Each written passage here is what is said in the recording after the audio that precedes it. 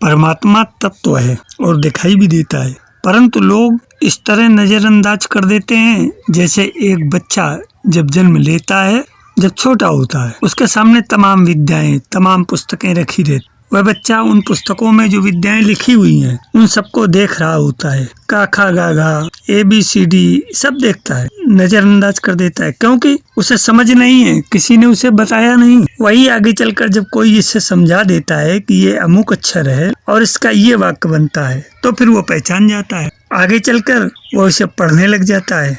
हमें भी जब कोई जानकार व्यक्ति परमात्मा के विषय में बता देगा तो हम जान जाएंगे परमात्मा पूरे ब्रह्मांड में है। इस प्रकार जैसे बर्फ के रोम रोम में पानी है और रसगुल्ले के रोम रोम में चाशनी है, इसी प्रकार ब्रह्मांड में परमात्मा है। हमारे शरीर के रोम रोम में परमात्मा है, हमारे अंदर बाहर परमात्मा है। हम देख रहे हैं, परंतु जब हमें कोई बताएगा नहीं, ये विद्या पढ़ाएगा नहीं, तब तक ये परमात्मा तत्व की, ये परमात्मा के होने न होने की विद्या हमें समझ में नहीं आएगी। निगाह तो है, परंतु समझ भी तो होनी चाहिए। भगवान कृष्ण ने कहा, मैं तो सर्वत्र हूँ, हर जगह हूँ। रामचरितमानस में भी तुलसी बाबा ने कहा, हरि व्यापक सर्वत्र समाना, देश काल दिश विदिशो माही, काहू सो कहा जहाँ प्रभु नाही, अखंड मंडलाकारम व्याप्तम मेन चराचरम, तत्पदम दर्शितमेन तस्मै श्री। हर जगह तो परमात्मा है, विद्यमान है।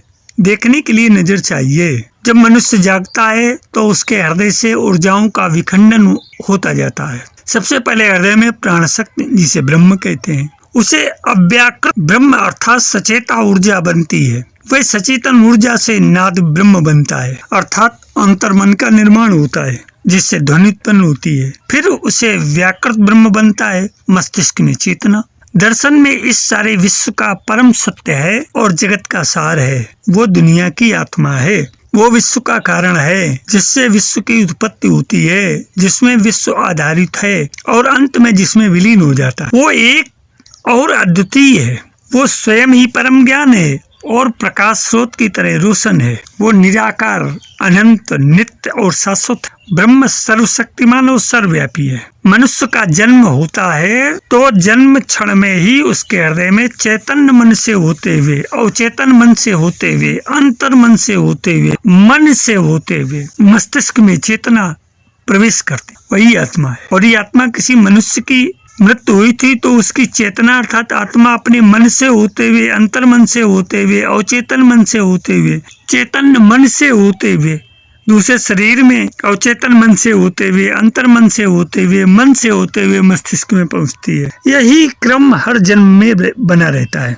जब मनुष्य जागता है तो उसके हृदय से ऊर्जाओं का विखंडन होता जाता है। मस्तिष्क में चेतना उत्पन्न होने से पंच महाभूत बनते हैं, जिसे ज्योति स्वरूप ब्रह्म कहते हैं। संपूर्ण शरीर के होने का एहसास होता है। फिर मनुष्य कर्म क्रिया प्रतिक्रिया करता है संसार में। अगर सोता है तो मनुष्य ज्योति स्वरूप ब्रह्म चेतना अर्थात व्याकृत ब्रह्म में समा जाता है। फिर वह नाद ब्रह्म में समा जाता है। फिर वह नाद ब्रह्म अव्याकृत ब्रह्म में समा जाता है और वो अव्याकृत ब्रह्म प्राण ऊर्जा अर्थात ब्रह्म में समा जाता है। इसलिए मनुष्य ही ब्रह्म है। ब्रह्म को मन से जानने की कोशिश करने पर मनुष्य योग मायावश उसे पर ब्रह्म की कल्पना करता है और संसार में खोजता है। अपर ब्रह्म जो प्राचीन प्रार्थना स्थल की मूर्ति है, उसे मायावश ब्रह्म समझ लेता है।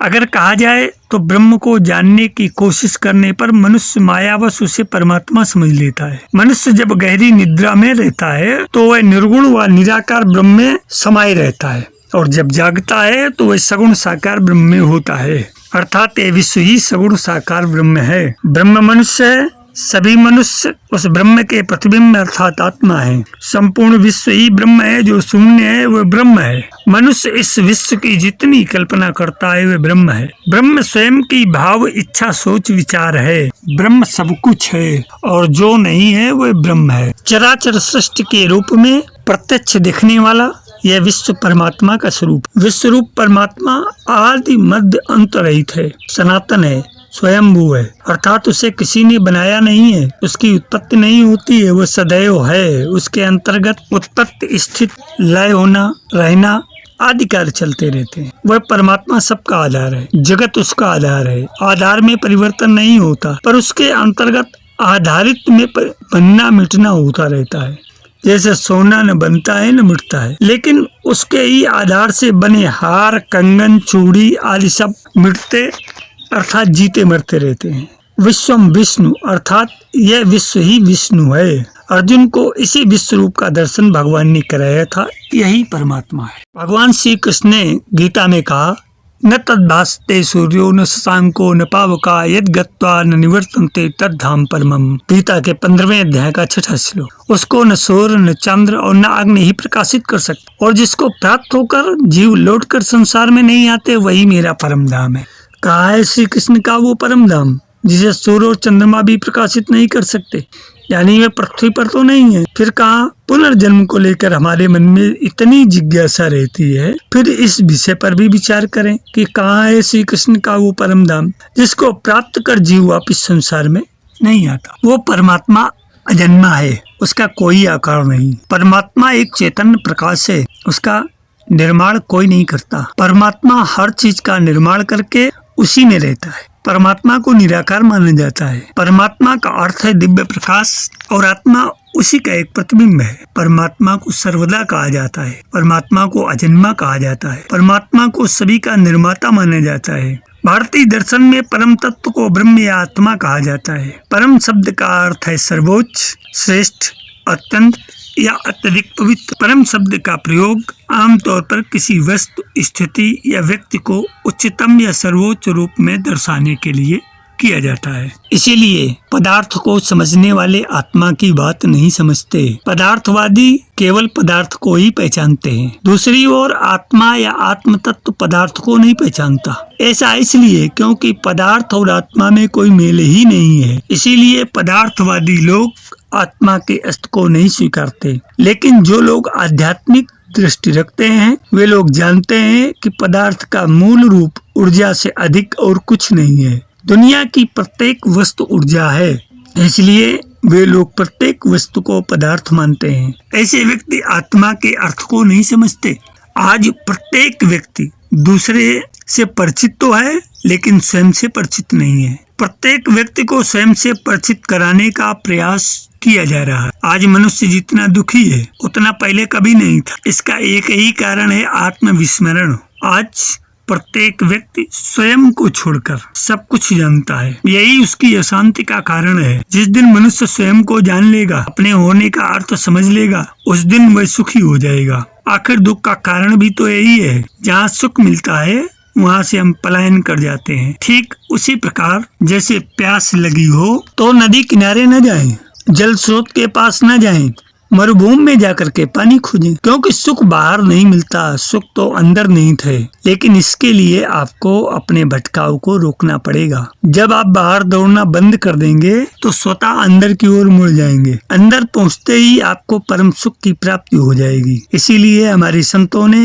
इस सुख को आत्मानंद कहा है, और यही आत्मानंद परमानंद बन जाता है। मनुष्य जो कुछ भी करता है वह केवल सुख प्राप्त करने के लिए है। वह जो भी कार्य व व्यापार करता है उसका एक ही उद्देश्य होता है कि वह अधिक से अधिक सुख प्राप्त करे, और इस सुख के लिए वह अपना सब कुछ गंवा देता है। अगर मनुष्य के जीवन में सुख प्राप्त करना ही लक्ष्य है तो उसे वह सुख बाहर कहीं नहीं ले जाता, उसे अंतर्मुखी बनना पड़ेगा। आज प्रत्येक व्यक्ति सुख की खोज में गलत दिशा में दौड़ रहा है। उसे दृष्टि दोष है कि सुख धन संपत्ति या वस्तुओं के संग्रह में है, क्योंकि आज तक किसी को भी वस्तुओं के संग्रह से सुख नहीं मिल सका। आत्मा के स्वरूप को समझना आत्मज्ञान है।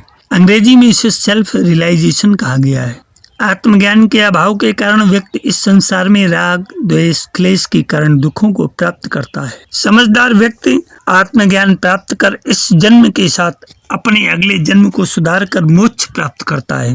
मनुष्य जन्म की सार्थकता इसी में है कि वह समय रहते इस सत्य से अवगत हो जाए कि जन्म लेने के बाद उसका अंतिम लक्ष्य मोक्ष प्राप्त करना है। धर्म शास्त्रों में मानव शरीर के विषय में कहा गया है कि यह भवसागर को पार ले जाने के लिए एक नौका के समान है।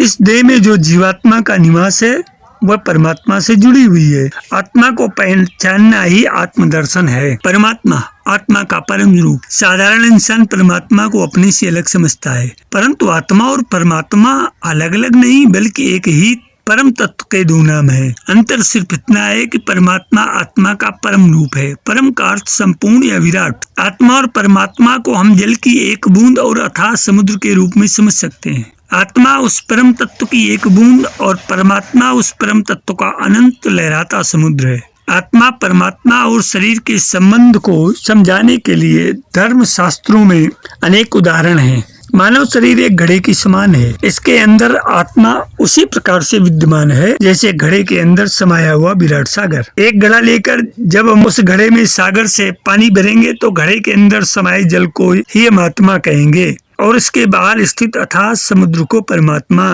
परमात्मा का अंश आत्मा शरीर रूपी घड़े के अंदर उसी प्रकार से विद्यमान है जैसे अनंत समुद्र की कुछ बूंदों को घड़े के अंदर भरा हो। इस दृष्टांत को समझने के लिए कबीरदास जी ने कहा है, जल में कुंभ, कुंभ में जल है, बाहर भीतर पानी, फूटा कुंभ जल जल ही समाना, ये कहोगे ज्ञानी। अपने शरीर को यदि हम एक घड़ा मान लें तो हमारी इंद्रियां, मन एवं अहंकार उसकी मोटी दीवारें हैं। जिस क्षण किसी भी कारण से घड़े की दीवार टूट जाती है उसी समय मनुष्य की आत्मा परम तत्व में विलीन हो जाती है। संसार में जो कुछ भी है, चाहे वो सूक्ष्म हो या स्थूल, सब परमात्मा ही है। परमात्मा रूपी ऊर्जा के बिना ब्रह्मांड का संचालन असंभव है। पूरे ब्रह्मांड को एक ही ऊर्जा चला रही है। धर्म शास्त्रों में शरीर को आत्मा का कारावास कहा गया है। शरीर त्याग के समय शरीर बंधनों से जकड़ी हुई आत्मा की दशा साफ छछूंदर जैसी होती है, क्योंकि शरीर का बंधन एवं मोह आत्मा को उस शरीर की ओर आकर्षित करता है और जब शरीर उस आत्मा को संभालने के लायक नहीं रहता तो व्यक्ति की आत्मा शरीर का कारावास तोड़कर निकल जाती है, जिसे मृत्यु कहते हैं। किसी भी व्यक्ति की मृत्यु होने पर दुनिया वाले उस व्यक्ति का अंत मान लेते हैं, परंतु धर्म शास्त्रों के अनुसार मृत्यु अंत नहीं प्रारंभ है। इसलिए अच्छे कर्म हमेशा करते रहना चाहिए। आत्मा अजर अमर अविनाशी है जो ईश्वरीय विधान के अनुसार पृथ्वी पर विभिन्न योनियों में जन्म लेती है।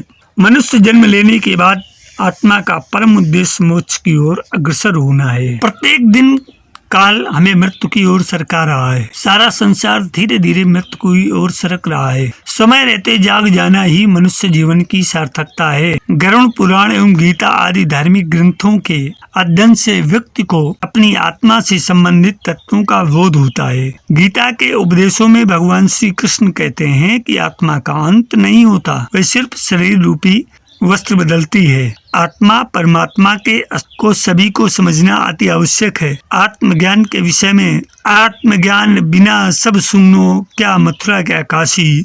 मेरे अध्यात्म प्रेमी जिज्ञासु मित्रों, हम मनुष्य और अन्य जीव जंतु जहाँ रहते हैं वहीं पृथ्वी पर लोग रहते हैं। इसी लोक में हम भौतिक शरीर प्राप्त करते हैं और एक समय पर इसका त्याग करते हैं। मानव शरीर 5 अंगों से बना है जिन्हें हम पंचतत्व कहते हैं, पृथ्वी, जल, अग्नि, वायु और आकाश। लेकिन साधकों, बहुत कम ऐसे लोग हैं जो परमात्मा का ज्ञान अर्थात आत्मज्ञान प्राप्त करते हैं। परमात्मा को आत्म तत्व भी कहा जाता है।